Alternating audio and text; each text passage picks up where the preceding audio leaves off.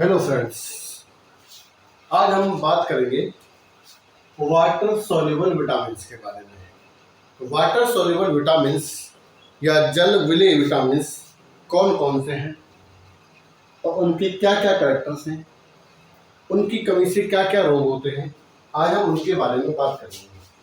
देखो, पहले हम बात कर चुके हैं फैट सॉल्युबल विटामिन्स के बारे में। तो ए, डी, ई और के, ये चार विटामिन ऐसे हैं जो फैट सॉल्युबल होते हैं। और दो विटामिन बचते हैं हमारे पास। एक तो बचा विटामिन बी और एक बचता है विटामिन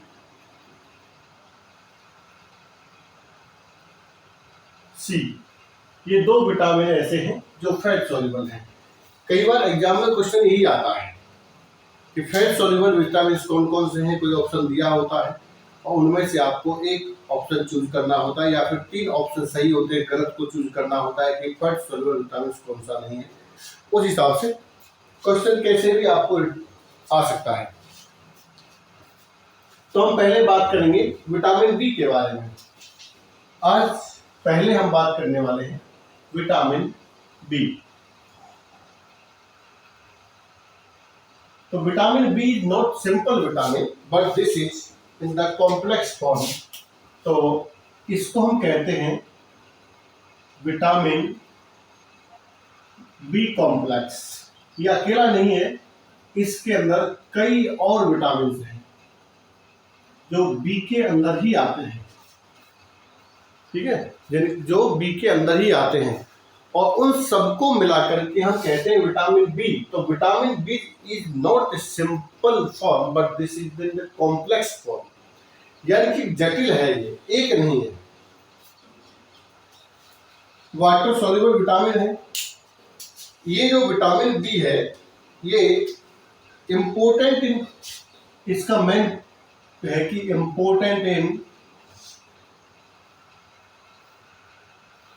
इन सेल मेटाबॉलिज्म, यानी कि कोशिका की जो उपापचय क्रिया होती है उसमें इंपॉर्टेंट होता है, और सिंथेसिस ऑफ आरबीसी। ठीक है, सिंथेसिस ऑफ आरबीसी। और सेल मेटाबॉलिज्म के अंदर ये कैसे काम करता है, कैसे ये उपयोग में आता है, उसके बारे में हम अभी एक एक करके पढ़ेंगे। तो ये सबसे इंपॉर्टेंट फंक्शन है इसका, इंपॉर्टेंट इन सेल मेटाबॉलिज्म। और सेल मेटाबॉलिज्म जो खुद एक बड़ा फंक्शन है। और सिंथेसिस ऑफ आरबीसी, तो ये यहाँ पर एक क्वेश्चन यहाँ बनता है कि आरबीसी के सिंथेसिस में कौन सा विटामिन पार्टिसिपेट करता है या भाग लेता है, तो वो है विटामिन बी कॉम्प्लेक्स।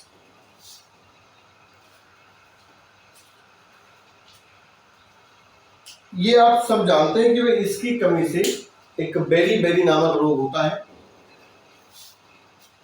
तो जैसे ही हम विटामिन बी का नाम सुनते हैं तो हमारे दिमाग में एक ही रोग आता है, बेरी। लेकिन इसके जो अन्य जो घटक हैं जिनके द्वारा मिलकर ये विटामिन बी कॉम्प्लेक्स बना हुआ है, उन घटकों के बारे में भी हम यहाँ पर जानेंगे। तो कौन कौन से घटक है जिनसे मिलकर ये बनता है, तो वो घटक हैं यहाँ पर तो विटामिन,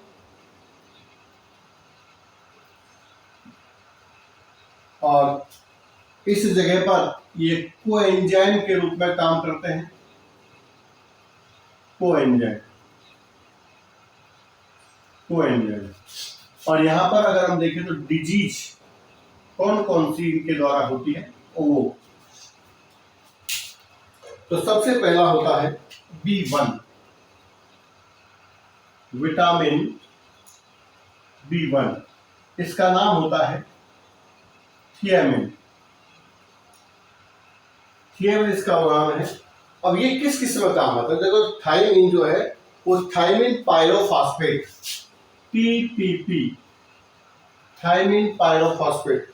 अगर आपको याद हो तो TPP का उपयोग जब, मोस्टली बता रहा हूं, जब जो पायरुविक एसिड है, ग्लाइकोलाइसिस के बाद जब पायरुविक एसिड बनता है, तो पायरुविक एसिड के बाद जब एसिडिक कोएंजाइम बनता है तो उस समय ये टीपीपी थायमिन पायरोफॉस्फेट काम में आता है। ठीक है, तो ये कोएंजाइम की फॉर्म है और इससे होने वाला जो रोग है वो बेरी, कौन सा रोग है? Beriberi in man and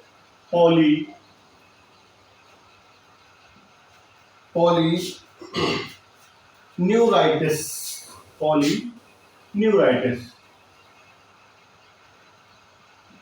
in birds. ये दो रोग इसके द्वारा होते हैं। मैन के अंदर बेरीबेरी और पॉलीन्यूराइटिस इन बर्ड्स ये होता है पक्षियों। उसके बाद दूसरा है विटामिन B2, इसका नाम है राइबोफ्लेविन। क्वेश्चन यहां से भी आता है कि विटामिन B2 का केमिकल नेम क्या है? तो vitamin B2 is riboflavin, vitamin B1 is thiamine. अब जो राइबोफ्लेविन है ये काम आता है भाई FMN, flavin mononucleotide, and FAD, flavin adenine dinucleotide. ये दोनों इलेक्ट्रॉन ट्रांसपोर्ट सिस्टम में प्रयुक्त होते हैं। तो मेटाबॉलिज्म की बात करते हैं, सेल मेटाबॉलिज्म, तो ये भी सेल मेटाबॉलिज्म में ही है, ये इलेक्ट्रॉन ट्रांसपोर्ट चेन में ही है, यानी ये भी एक मेटाबॉलिज्म का ही हिस्सा है। इससे जो रोग होता है उस रोग का नाम है गिलोसाइटिस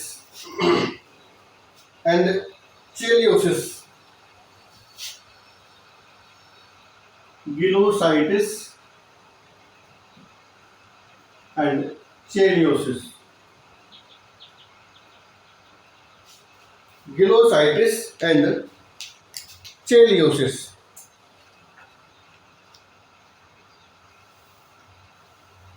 एक होता है corneal वस्कुलराइजेशन, corneal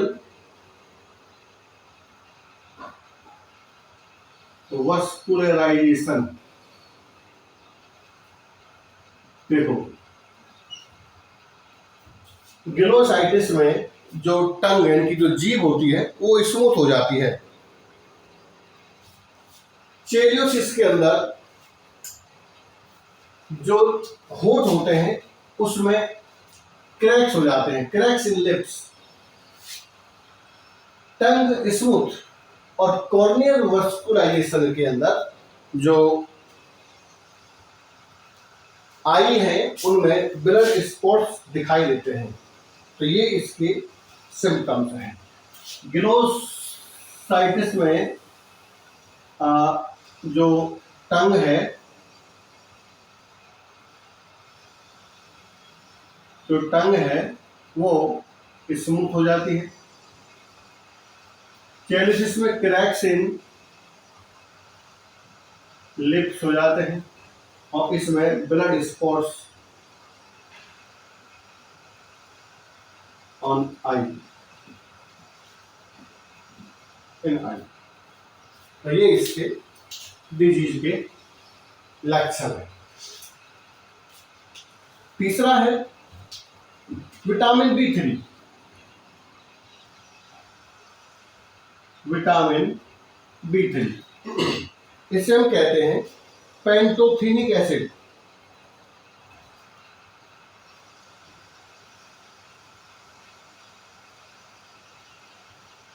pantothenic acid,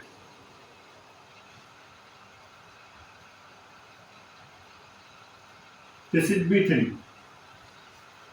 pantothenic acid. इसका एक नाम और है जिसे हम जानते हैं फिल्ट्रेशन फैक्टर के नाम से इसे जाना जाता है।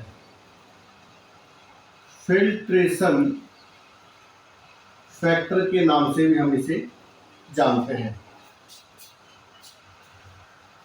ये काम में आता है भाई कोएंजाइम ए, यानी कि जब कोएंजाइम ए का सिंथेसिस होता है तो उस समय B3 या पेंटोथेनिक एसिड का यूज होता है और इससे जो रोग होता है वो है डिपिगमेंटेशन ऑफ हेयर।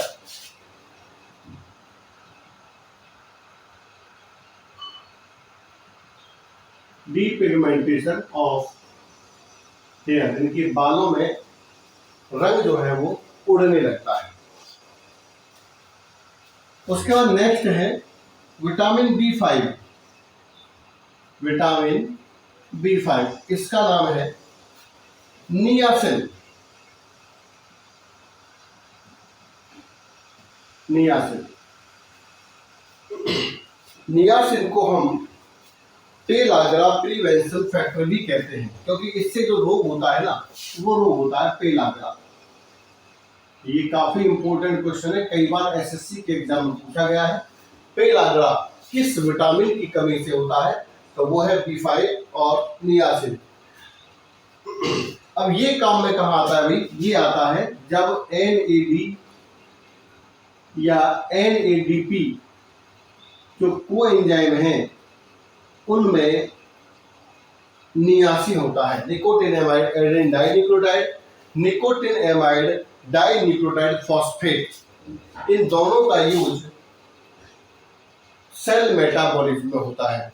मोस्टली ये यूज होता है फोटोसिंथेसिस में, और ये यूज होता है रेस्पिरेशन के अंदर। उसके बाद नेक्स्ट है vitamin B6।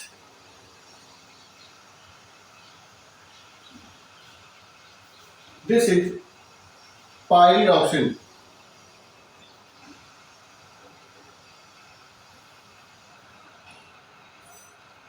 This is pyridoxine.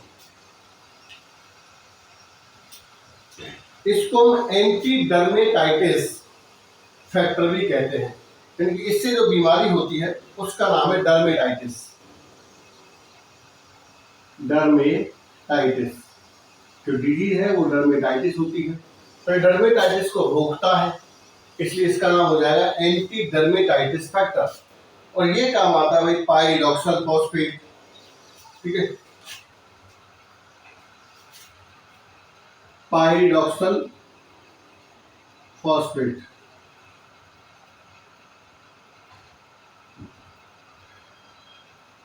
Pyridoxine phosphate, यानी कि ज्यादातर पायरिडॉक्सिन में काम में आता है।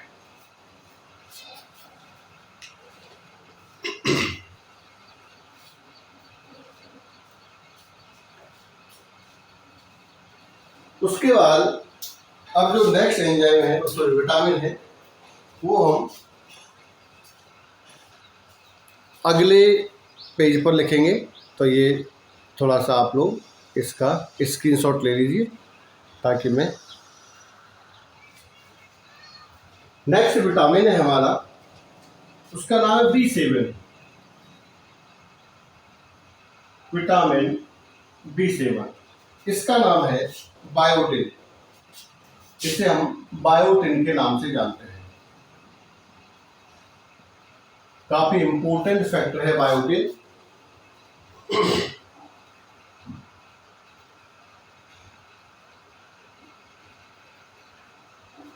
इसकी कमी से जो रोग होते हैं वो है डर्मेटाइटिस, स्किन के रोग होते हैं, और लॉस ऑफ हेयर, बालों का झड़ना, वो मोस्टली इसकी कमी से होता है। अगर कम उम्र में बाल झड़ते हैं तो this is the cause of this deficiency of B7 vitamin. ये जो एंजाइम को एंजाइम है, ये है बायोसाइटिन, ये इसकी फॉर्म में मिलता है, बायोसाइटिन। नेक्स्ट इज विटामिन B9, काफी इंपॉर्टेंट है विटामिन B9, और इसका जो रासायनिक नाम है वो है फॉलिक एसिड। Folic acid. अब फॉलिक एसिड की कमी से एनीमिया होता है। एनीमिया यानी कि ब्लड की कमी आती है। फॉलिक एसिड की वजह से क्या आती है, ब्लड की कमी आती है। और ये पाया जाता है टेट्राहाइड्रोफोलिक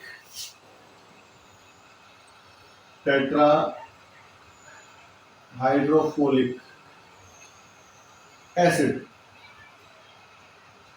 के लिए इसका उपयोग होता है, यानी कि ये कोएंजाइम के रूप में पाया जाता है टेट्राहाइड्रोफोलिक एसिड की फॉर्म में। इसकी कमी से होता है एनीमिया। नेक्स्ट है विटामिन B12।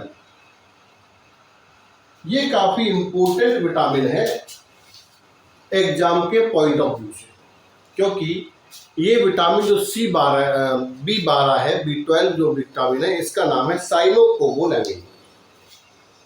Cyanocobalamin, cyanocobalamin. इसमें सबसे बड़ी जो इंपॉर्टेंट बात है ना, वो ये है कि इसके अंदर एक कोबाल्ट मॉलिक्यूल पाया जाता है। कोबाल्ट जो है उसके सेंटर में होता है।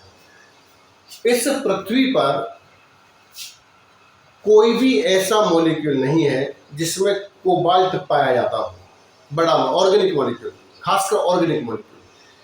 केवल यही ऑर्गेनिक मॉलिक्यूल है जिसमें कोबाल्ट पाया जाता है। इसका नाम है B12 या साइनोकोबालामिन। और सबसे इंपॉर्टेंट बात है कि ये केवल found only in animals, found only in animals, केवल एनिमल के अंदर ये पाया जाता है। और दूसरी जो सबसे इंपॉर्टेंट बात है ये इसकी ये है कि इसका जो संश्लेषण है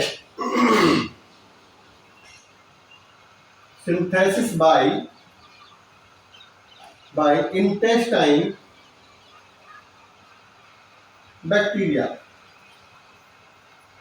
ये भी इसकी सबसे इंपॉर्टेंट बात है। यहाँ पर दो तीन फैक्टर हैं। एक तो कोबाल्ट किसके अंदर पाया जाता है, साइनोकोबालामिन में। केवल एनिमल में कौन सा विटामिन होता है, वो है साइनोकोबालामिन। जिसका सिंथेसिस बैक्टीरिया के द्वारा होता है आंतों में, वो है साइनोकोबालामिन।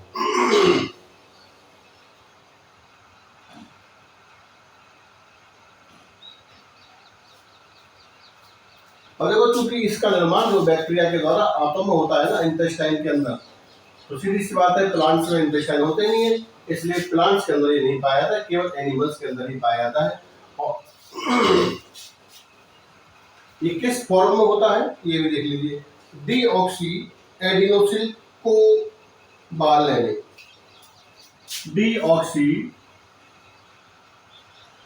एडिनोसिल कोबालामिन। इससे जो होने वाला जो रोग है वो वही एनीमिया है, एनीमिया। तो ये है विटामिन बी कॉम्प्लेक्स, काफी इंपॉर्टेंट है क्योंकि ये हमारी मोस्टली सेल की जो मेटाबॉलिज्म होती है उसे, क्योंकि इसके जितने भी ये जो कारक हैं जो हमने पढ़े हैं, ये सभी कारक किसी न किसी मेटाबॉलिक अभिक्रिया में काम में आते हैं और इनसे होने वाले रोग वो हमने यहाँ पर देखे। तो काफी इंपॉर्टेंट है। ज्यादातर मेटाबॉलिक रिएक्शन जो उपापचयी क्रिया होती है सेल की, उनको ये अफेक्ट करता है। अब इसका स्क्रीनशॉट ले लीजिए। अब एक विटामिन और बचा है जिसका नाम है vitamin C.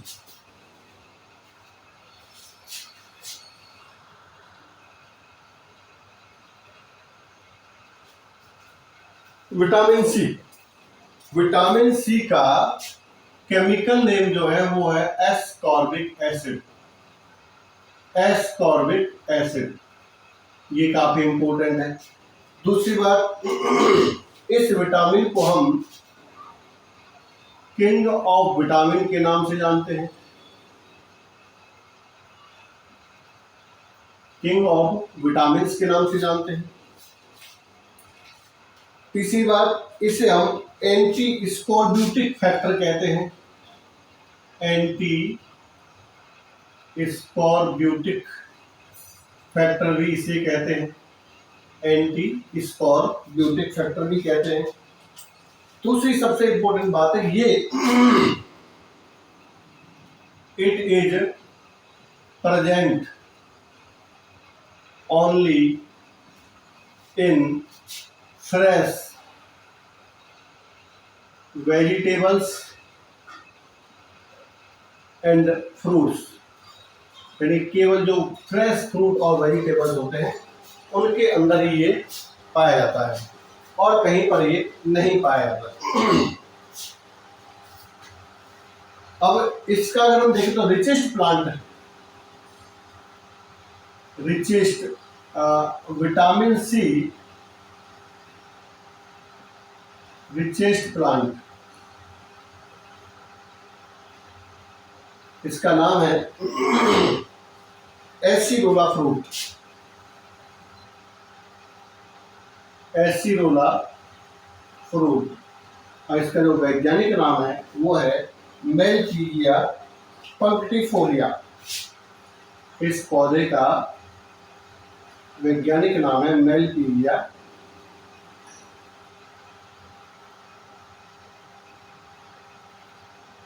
पंक्टिफोलिया। This is the botanical name of acerola fruit. दूसरी बात यह है, ओनली एल आइसोमर को ही हम एस्कॉर्बिक एसिड के एल आइसोमर को ही हम एंटी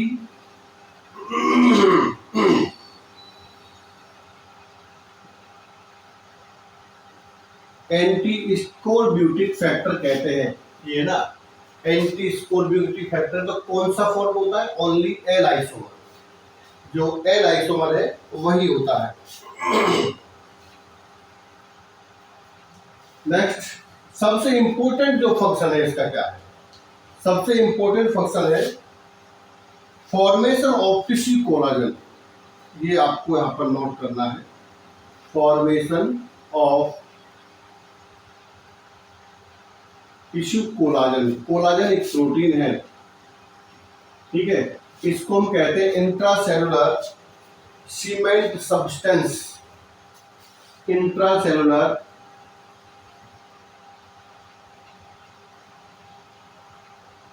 सीमेंट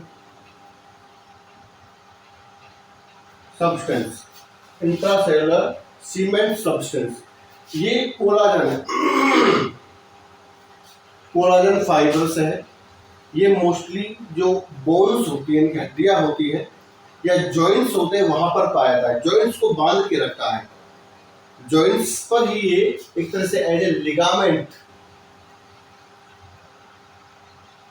जहां पर होते हैं उस जगह पर ये मोस्टली पाया जाता है और जो जॉइंट्स की जो हड्डियां होती हैं उनको आपस में ये बांध के रखता है। नेक्स्ट, एंटी एजिंग एजेंट भी कहते हैं इसको, एंटी एजिंग एजेंट भी, यानी कि ये समय से पहले बुढ़ापे को रोकता है।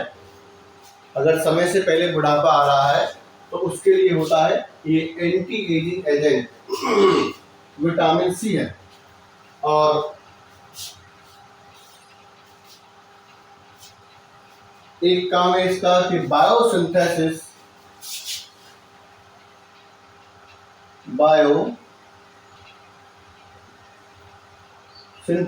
Of adrenal steroid hormone, adrenal steroid hormone, उसके सिंथेसिस को भी ये करता है। सबसे इंपॉर्टेंट, इसे डिजीज कौन सी होती है? तो वैसे तो देखो जानी पहचानी डिजीज है, डिजीज जो है वो होती है इससे स्कर्वी,